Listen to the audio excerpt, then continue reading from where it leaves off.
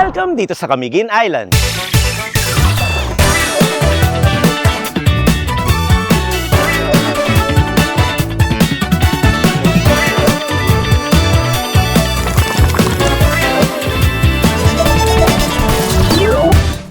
Adlaw sa inyong tanan at welcome dito sa Camiguin Island. Nandito tayo ngayon sa pinakamaliit na probinsya ng Mindanao. At isa to sa mga pinakakilala dahil na rin sa dami ng mga bulkan na meron dito. Pero alam nyo ba na isa lang ang aktibo sa mga to at yon ang Mount Hibok-Hibok na huli pang pumutok noong 1953. Pero hindi lang naman yan ang sadya natin dito. Dahil bukod sa mga magagandang tanawin ay sinadya natin tawirin ang dagat para maghanap ng mga seafood at para alamin na rin kung magkano nga ba ang presyuhan at kung sariwa din ba ang mga paninda, pati na rin kung anong klaseng luto ang ipinagmamalaki dito. Kaya tara, mamili na tayo dito sa tinaguriang Island Born of Fire ng Mindanao. Let's go! Tingnan niyo naman, napakaluwag dito, no? Parang kahit saan ko ibaling yung camera, napakasimple, napakapayak ng pamumuhay dito. Ang ganda, probinsyang probinsya, ang tahimik, ang presko. Wow, wow, wow! Isang kapansin-pansin dito, wala talaga halos laman ang kalsada. Kadalasan, motor, makakakita ka.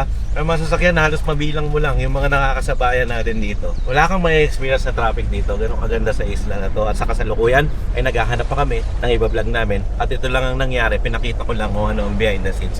Hanggang ngayon, wala pa rin tayo nakasalubong ng kotse. Sa pagpasok mo dito sa palengke nila ay makikita mo agad yung wet section. Meron lang sigurong mga konting mga isda na nakadisplay dito. Siguro dahil sa oras na rin. Pero at least nakikita agad natin medyo mura ang mga paninda sa lugar na to. Tapos meron din silang tarpaulin ng iba't ibang presyo. Para unang part pa lang bago kayo mamili, meron na kayong idea sa iba't ibang klase ng seafood at sa iba't ibang price ceiling nito. Tulad na lang nitong presyong to. Ngayon lang ako nakakita ng below 400. Siguro nakakita tayo dati doon sa Paranaque. Pero mukhang mas mababa to. Meron silang hipon. Hello po, magandang araw po, sir. Ano po kadalasan ng masarap na luto sa ganito? Gata, sir. Kadalasan kasi sinigang, mga ganun, butter garlic, no? Dahil ayun ang alam natin, pero pwede rin gata pala. Ano nga po pala yung iba nyo pang tinda? Parrot fish at saka bagis. Masarap po to pang ihaw. 230 pesos 230, po. Ilang piraso po kaya abutin para sa 1 kilo ng bagi? Dalawa po, sir. Sige po, Dalawa. check po natin. Okay. Okay po. Okay po. Kunin ko rin po yan, tapos papaihaw ko po mamaya. Okay, Ito po ay mga parrot fish, ano? Ang parrot fish po ba ay common dito sa Mindanao? Kumbaga, hindi po ba siya bawal ibenta? Or Depende sa size po. Yung Okay. maliit, bawal kunin. magkano naman po ang kilo ng parrot fish? 300 per kilo po, sir. Balik lang po muna ako dito sa hipon. Opo. Siguro po kuha ko ng 1 kilo. Oo, sir. Nakikita natin doon sa kabila. Meron ding iba't ibang mga isda na nakadisplay dyan at meron maliliit. Mamaya i-check din natin to. Okay, 1 kilo. Alright. Magkano po yung dalawang pinamili ko po? Yung total po, bayaran ko na. 610, sir. Ang galing po ng lalagyan, no? Eco bag Eco talaga, bag, no? oo. At least hindi Every yung... Friday lang po, sir. So every Friday pala, hindi sila gumagamit ng plastic eco Plastic. bag. Oh, Okay. yes po. Mas maganda nga naman po yun, no, sir? So 630. 610 lang po, sir. 610? Oo. Okay. Ito po ang bayad. Thank you, sir.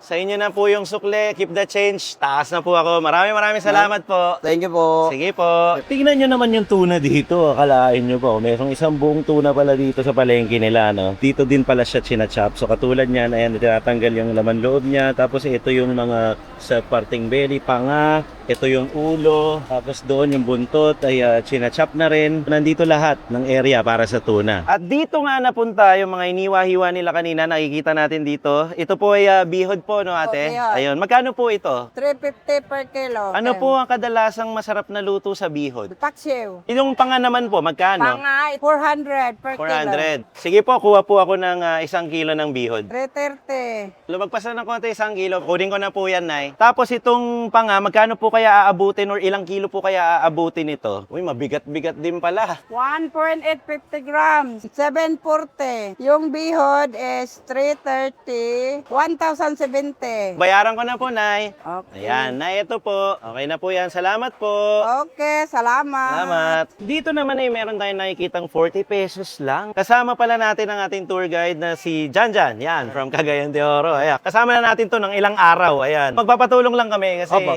ang lugar na to, syempre alam natin na hindi sila bihasa sa Tagalog. No? Napapansin din naman natin. Gusto ko sanang itanong, ano ang tawag dito? Dito sa Camiguin, ang tawag nila, ito ay barungoy. O Barungoy. flying fish. Tapos ganyan lang talaga kaliit, no? Opo, meron din mga ganito kalaki. Pero ito, maliit to. Tapos 40 pesos lang. 40 pesos ano lang. kadalasan ng luto na ginagawa dito? Masarap ito sa kinilaw. Pwede rin sa tinolang isda. Oh, okay. Kukuha po kami ng 1 kilo nito. Thank you po. Kagandahan dito dyan, nilalagay nga nila sa ganito yung eco bag, no? Opo. Once a week. Salamat po. Ito po yung bayad. Salamat po. Tapos meron tayong mga nakikitang parang mga galamay to, no, dyan? Yes po, Ayan. galamay ng mga octopus. Kaya pala nandito yung parang ulo niya. Oo, yan po yung ulo niya. Magkano kaya ang bentahan nito?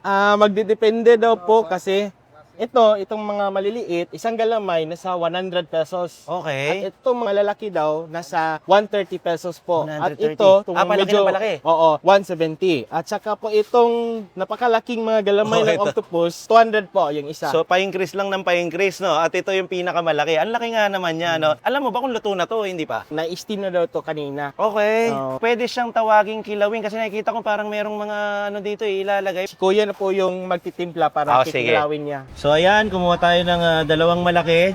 So again, ito yung mga sizes. At Yung dalawa. ayan, ang nakikita natin, hindi pala lime to. Ito yung parang suwa. Oo, suwa. Local na prutas or pampaasim nila dito ng available na natikman natin dati. Kapag kilawin talaga merong ganito, no, Jan? Ayan. So, ayan. Hinihiwa dun sa palength-wise na style, yung galamay, ganyan na. Tapos ikikilaw na siya. At least, bibili ka na, makikita mo pa kung paano siya pinrepair. So, para na rin siyang lulutuin. Pero lulutuin siya sa pamamagitan ng suka. Anyway, luto naman na daw yan. Na-steam na yan. Lalagyan na lang siya ng panimpla para maging kilaw. So, syempre, dahil palengke to, ilalagay yan doon sa plastic dahil pwede mo siyang kainin nang nakaganyan na siya. Ayun, pinagsama-sama na doon. At mamaya kapag kainan na, itatransfer na lang natin sa plato. Pagsasaluan natin yan. Pero bago yan, lahat ng pinamili natin ay dalhin muna natin sa isang palutuan para sama-sama na silang ipagluto doon. Pakita natin yung kitchen kung paano ito i-prepare. Okay na po? Okay. Ito na po bayad.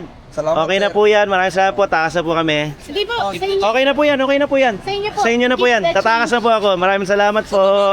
Okay, so nandito tayo umabot sa 3 Matthews Lutong Bahay. Dito natin napiling magpaluto dahil isa siyang karinderya na meron siyang kitchen sa labas na pwede tayo magpaluto. Tara, pasukin natin sa loob. Tanungin na rin natin magkano aabutin. Tapos panoorin natin kung paano i-prepare. Bumili nga pala tayo nitong chest cooler natin dahil syempre ayaw nating lumansa yung sasakyan natin dahil puro seafood po ang binili natin. No? Hello po, Ate Ann. Si Ate Ann pala magluluto sa atin. Ayan, so meron po kasi akong pinamili dito katulad nito, hipon. Masarap daw pong igata. Okay lang po bang pagata Okay, ito? oh. Magkano po pala ang paluto ninyo? 100 la, 100 100 pesos? Oh, per kilo. Oh. Wow, ito Iba-ibang po. menu yan. Ayan, meron din po akong nabiling barungo, yung maliliit na isda. Flying Ang fish. sabi po nila sa akin, masarap din siyang ipaksiw. Kaya po ba napaksiw yun? Oo, Ayun. sarap din yan. Tapos ito naman po ay, kung tawagin ay bagis. Sugba. Ganon din po ang sinabi nila sa akin, no? Masarap po sugba. Tapos, Crisco meron pa. pa ate, yung bihod ng tuna.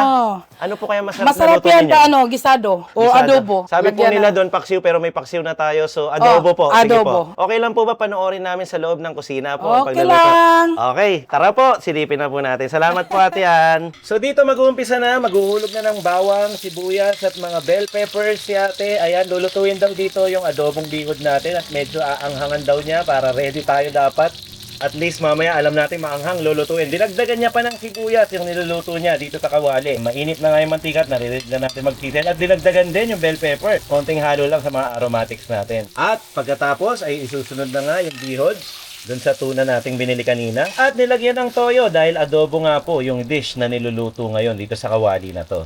Susunod naman, nilagyan ng paminta. Ayan, dinagdagan ni ate. Mukhang maanghang talaga yung gusto niyang lutuing adobo. Susunod naman, syempre para adobo talaga, nilagyan naman ng suka. Susunod naman, oyster daw, sabi ni ate. Tapos lalagyan niya na ng kanyang mahika na konting MSG.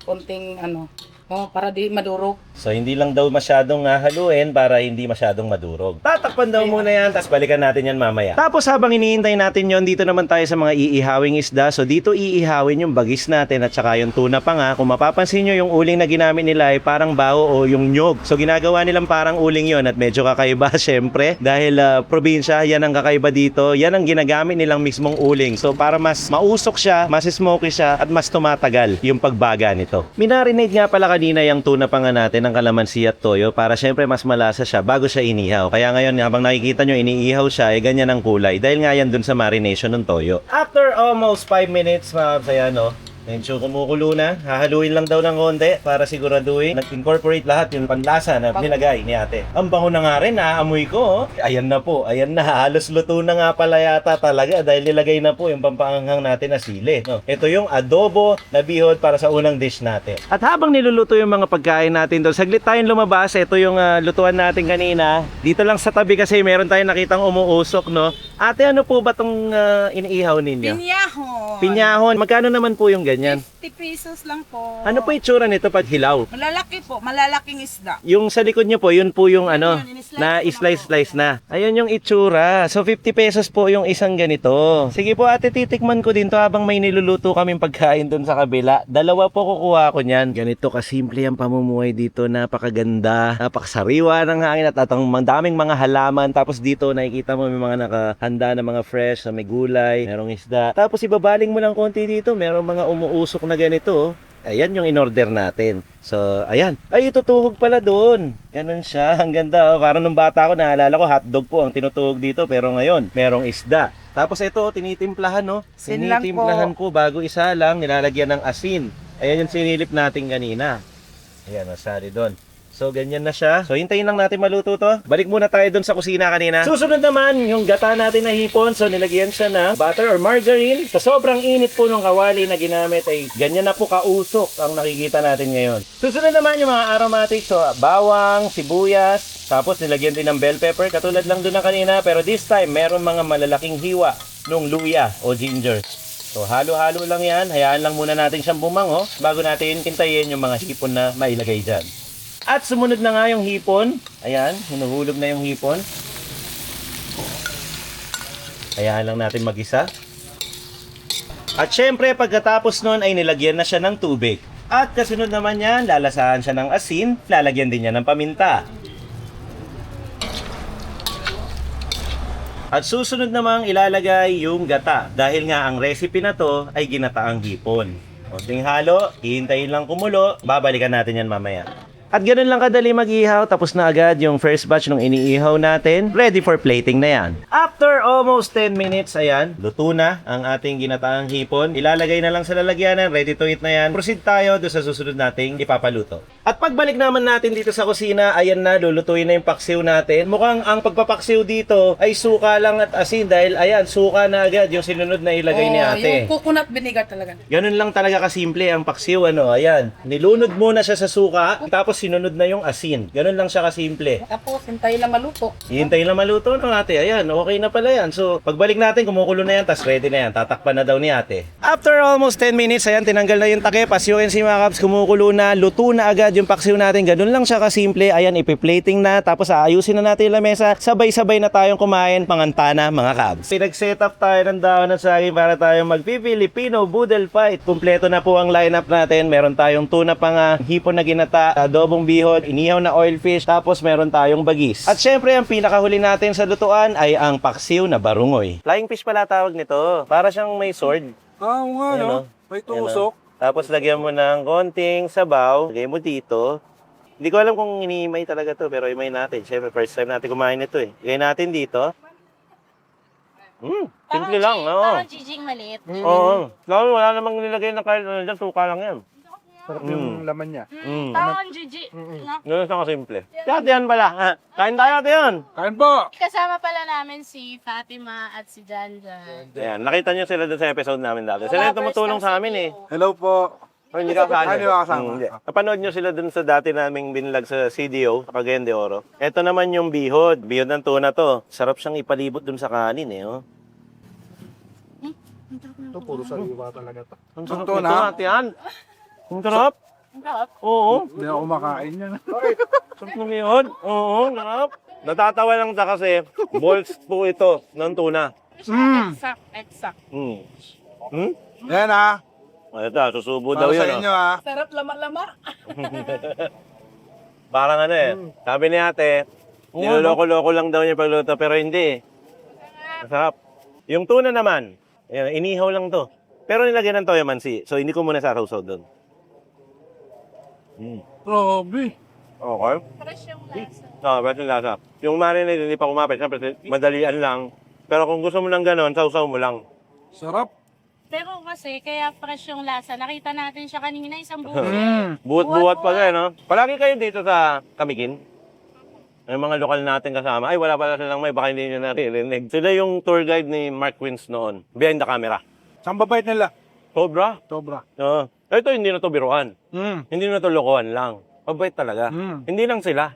Halos lahat ng nakakasalamuha natin, di ba? Walang gumagalaw, oh. Ay, oo nga. May trivia kasi dito. Kahit kumakain tayo.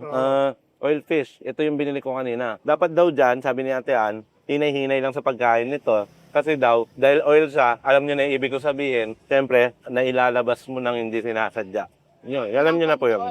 So, walang gumalaw tuloy. Walang gumalaw. Hindi, pwede naman daw siyang tigman pero sobrang konti lang. Lahat natakot. Ayan, ganyan lang. Oh. Ang tawag daw dito niyan, pinyahon, tsaka amag-amag. Actually, masarap naman siya. Kaya lang, dahil nga dun sa ganun, may sila daw kasi na-experience nila. So, natakot din kami konti. Ano masasabi nyo sa Camiguin guys? First time natin dito. Payapa ng buhay dito. Ang sarap mamuhay dito. Actually, naikot na natin yung Oo, kami. naikot na natin ng dalawang oras lang, maikot mo eh. Dalawang oras lang. Wow. Simpleng buhay. Napakaliit lang na. Ang simple ng buhay. Tama si Fatima. Ang sarap tumira dito, seryoso. Iwan nyo na kaya ako dito. Sige, balikan ka na namin next year, tol. Basta ka talaga sa Bukidnon, sa CDO. Nahihirapan na ako mamili eh. Ito nga pala yung binili ko kanina sa palengke. Luto na. Hindi to luto ni Ate Ann. Luto na talaga ito nung binili. Lagay ko nga dito. Ano siya? Octopus. May galamay. Tol, yung gata way nila dito. Ayaw nga pala. Ganito daw maggata. Dito si Ate Ann. Na version niya sa Camiguin, no? Yung gata, hindi naman niya pinatuyo. Kumbaga masabaw pa rin siya. Parang milky yung itsura. Tapos ito, siyempre kamain na natin yan. Ito na ha. Okay. Meron.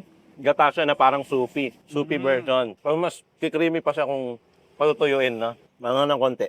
Kaya naman. Alin? Yung bilib na bilib ako kay Chow, hindi nagkakanin, no? Hindi, nagkanin ako. Nagkanin ka ba? Baka maubusan yung si Kyle tsaka si Says eh. Ayaw nga pala, yung mga cameraman natin, no? Ay, dalawa na po yung cameraman namin. Lagyan po na yung capsule. Ano, pari lang ba? Pari lang. Eh, paano Ipon. po kasi? Ipon. Itong original natin na cameraman, nandamay, naghanap ng damay. Hindi, Bakit ano daw naman nahuhuli siya? Siya na daw magpapasweldo doon sa isa. Oo. Kaya po sagot niya po yung TF nung isa. Kukuha na ulit ang kanin. Ayan. Okay, punta na tayo dun sa part na, kasi padilim na rin, baka nakikita nyo, dumidilim eh. Anong masasabi natin sa Camiguin, sa kanya-kanya nating perspective? Siguro hindi na natin tatanungin ng mga lokal kasi alam na nila yan at magiging parang tunog bias, di ba? Ano muna, yung mga dayuhan muna. Umpisa tayo kay cameraman. What can you say about Camiguin seafood experience? Ngayon lang ako nakakita ng isda na 40 pesos per kilo. Oo nga. Tapos, hindi lang naman isang plato yung nagawa natin eh. Dalawa yan. Plato Binigay na namin doon sa loob. natin. So, para kaya ng pakainin hanggang 6, 8 pamilya. Di ba 6 na members ng family? Tapos yung tuna nila, hindi ko akalain na ganun din kalaki pala siya na binubuhat pala, tapos kakatayin sa harap mo, fresh na fresh. Ito, nauna nandidiri ako sa itsura Bihod. niya. Nakakadiri yung itsura niya kanina doon sa palengke. Pero nung naluto ni ate, nawala yun, nakakapit niya. Eto, may nag-request lang sa comment section. Bagong style. Kung i-rate mo daw ng 1 to 10, ito honest review. 1 to 10, ano ang rating mo sa Camiguin Seafood? 7/10. Yan. Honest dapat ha. 7 Honest. over 10. O, doon tayo kay Billy Passion, aka Jumbo.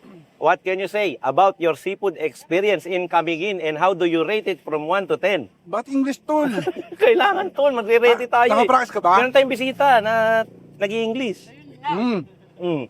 You know. De, mura. Mm. Yun nga yung 40 pesos, no? Kung sa Manila to, siguro 80. Mga Oo ganun na. naman.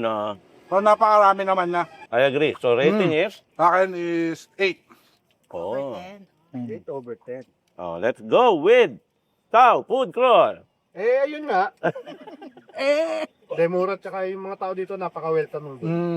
Pansin ko lang. Yan, tama. Ang sasaya nila, kahit nandito lang sila sa isla, sabi nga ni ate kanina, maliit na isla lang kami, pero marami kami pagmamalaki dito. Oh, Ayun. okay. Tama yun. Tapos natutuwa ako, parang tahimik dito. Payapa, no? Masarap Payapa, lang tumira. Masarap tumira dito. Anyway, tapusin natin ang ano ni Chow sa rating niya. Para sa akin, 8.5. 8.5. Or 9, pwede na rin 9. Okay. Oo. Sige. Ako naman, regarding seafood, ang mura niya para sa akin. marahil sinasabi niyo, lagi na lang niya sinasabing mura. Kasi po pamura bawat episode eh. Napupunta, Ito, di ba? no? Kasi may pupunta ka na naman bago. Another discovery na naman ng chip. So, ngayon lang ako bumili ng 1 kilo na 40 pesos. Sa daming beses ko na nag-vlog na bumubunot, 40, ito na. Ngayon lang nangyari yon. So, cheap. Tapos ngayon lang nangyari na 100. Ay hindi, meron naman palang nangyaring 50. So, pagdating sa paluto, siguro hindi cheapest, pero cheap pa rin talaga. 100 pesos. And then, yung luto, hindi naman bara-bara lang. Marahil ay masiyahin lang si ate, kaya nasasabi niya, anong sabi niya kasi na? Yung ibig sabihin nun, yung Lama. oh, lama, ibig kasi sabihin nun, Baka-baka or loko-loko. Loko-loko. Oh, yun. Sabi niya kasi, lama lang yan. Sabi ni ate. So, sabi ko, nagja-joke ka lang ate. Okay naman yung luto. So, para sa akin, ang overall rating nito, including the price of paluto, kung nakuha natin yung restaurant flavor, siguro nasa 9.5 or 9. Pero syempre, alam naman natin, karinderya to. So, hindi naman siya yung talagang binuhos mo lahat. So, siguro 8 out of 10. Ako na pala yung mababa nagbigay ng ano. Hindi, pero mataas pa rin naman. Mataas pa rin yun. Mataas ang 7. 7.5. Tapos yun. Ang masama yung 5 eh. Or 4 eh. Diba? Hindi kasi yung complete experience pa, kumbaga parang nasa pinakasimpleng way tayo ng pagkain ngayon, pagluluto, pati yung pagbili natin. Ayun. Yun lang siguro. Busin na namin to kasi baka maubos na rin yung kanin. And masasabi ko, I will come again and come again. Diba? Come again and come again. Come again. Come again. Pag nawala yung video, ibig sabihin, tapos na po. Maraming salamat sa mga tour guide natin, Fatima and Dandan. Maraming salamat din kay Ate na nagluto. Maraming salamat sa mga kasama natin sa mga nanonood hanggang dulo. Kapag nawala to, alam niyo na, bonus clip na yung kasunod. Captions wala to. Congratulate pala natin si Captions, 53,000 subscribers. Wow! Happy birthday to you! Palagi ko na lang birthday Happy birthday, Tito Se. Kumain na kayo, tara na. Nakain. At kagaya nga ng nakagawian, pagkatapos natin kumain ay nire-reveal natin sa dulo kung magano ang nagastos natin sa paluto. Kaya ito, pupuntahan ulit natin si Ate Ann para malaman natin kung magkano ang inabot. Ate, magkano po yung lahat ng niluto nyo kanina? Kasama yung mga dito, tsaka yung inihaw dun sa labas. Mura lang. Ilan? 5 putahe lang. 5 putahe, no? Tama. 500. 100 per luto? Yeah. 500? 100 lang. Oo nga, 500 pesos lang palagi nasa natin sa paluto, no? Amura, no? So, siguro okay lang sabihin palang cheap, no? Kasi cheapest paluto sa Camiguin. Ayan. Babayad na ako, ate. Maraming salamat, ate. Maraming salamat din Ito sa na yung inyo. 500. Ayan. Ay, nahulog!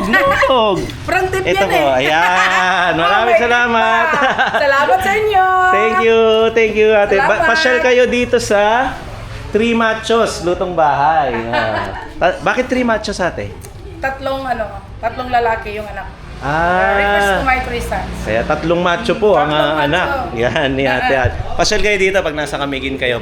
Pasyalan niya si ate. May mga luto din naman siya eh. Bukod doon sa mga niluto niya sa kanina, may mga reading ulam naman talaga siya dito kung gusto niyong kumain. Malapit lang to sa ate. Sa palengke, di ba? Malapit lang sa palengke, sa Yumbing. Doon kami namili kanina eh. Doon sa palengke kaya, siguro mga 3 to 5 minutes na dito ka na. So, buti na lang nandiyan si ate. Siya ang tagapagligtas natin ngayong araw. Salamat ate. Sa 1K na bonus. Salamat po, salamat. Bonus clip to mga Kabs, ganito kami nag-umpisa ng araw. So pumila kami dito, tapos nagbayad kami sa mga ganyan para makasakay tayo ng barko. Itatawid natin itong sasakyan papunta doon sa Camiguin Island. Ayan. So, yehey pala. Yehey!